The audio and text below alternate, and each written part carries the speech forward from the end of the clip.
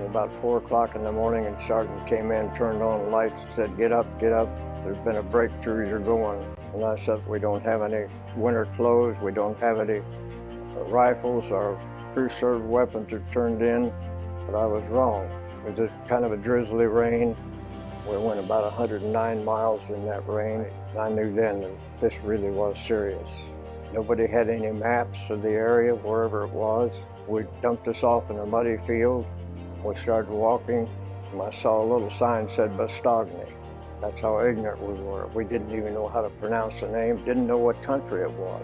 They put us in a roughly 20-mile circumference circle around the town of Bastogne. The objective was to stop the Germans from getting to Antwerp, where all of the supply dump was for us. And they were going to use those supplies then to go ahead and invade England.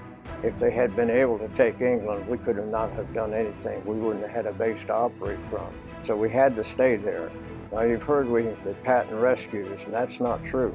But what he did do, he turned the whole army 90 degrees and rushed them in 200 miles to break through and break the siege.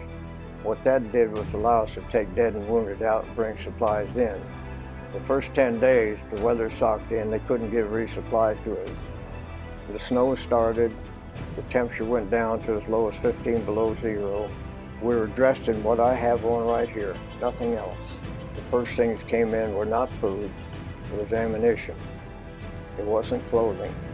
But after they got some relief when Patton came in, then they started giving us overcoats, and for that time, most people's feet were frozen, and your hands were frozen, and you were in the first stages of shutting down.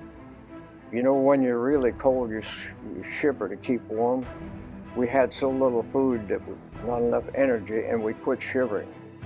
That means you're really in bad shape, and the doctors couldn't understand how we survived. I had 3 boxes of K-ration. That was supposed to last 1 day. That's what I had for 10 days. My Christmas dinner was snow and lemon powder, laced with cordite on the snow. In our unit, wherever we were, no matter what the situation, we patrol every night. The operation was very successful, but we lost 80,000 men up there, killed and wounded. The Germans came in and asked for our surrender, and Tony McAuliffe, the general, thought that they were going to surrender to us. When he was told, no, they want us to surrender, he said, all nuts.